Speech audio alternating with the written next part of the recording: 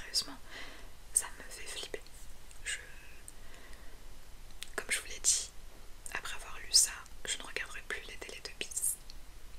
Voilà, comme je le regardais avant, c'est-à-dire avec une âme innocente. Je pense que je le regarderai avec une certaine nostalgie, une certaine tristesse de par cette histoire.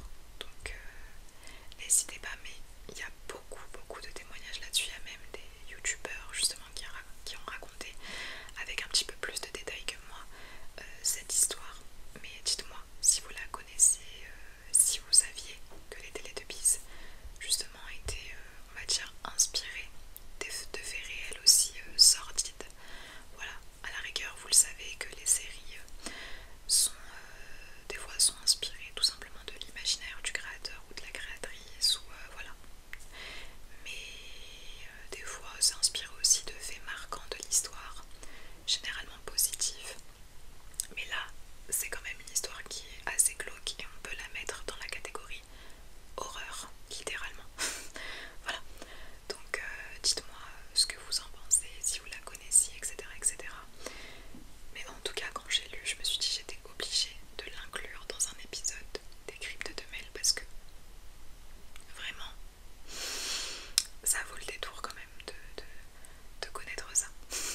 Voilà, donc j'espère que je vous ai pas niqué, excusez-moi du terme, on va dire un rêve d'enfant ou votre innocence.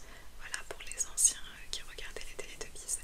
Mais en tout cas, voilà, mes enfants, je leur ferai quand même regarder parce que je trouve ça trop mignon. Et puis, je sais pas, ça reste quand même une émission innocente malgré l'histoire tragique qu'il y a derrière. Donc voilà les petits nounours, c'était tout pour ce petit épisode de 20 minutes. Je pense que 20 minutes en moyenne, 20-30 minutes. Voilà, vous le savez que pour ceux qui me suivent dans ma chaîne précédente, je faisais des vidéos de 40 minutes, 45, je comptais même plus les minutes.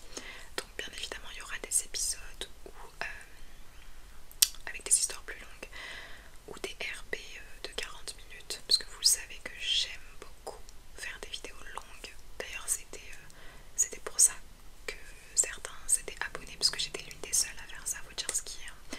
La plupart des vidéos ASMR que vous trouviez c'était 20 minutes grand maximum.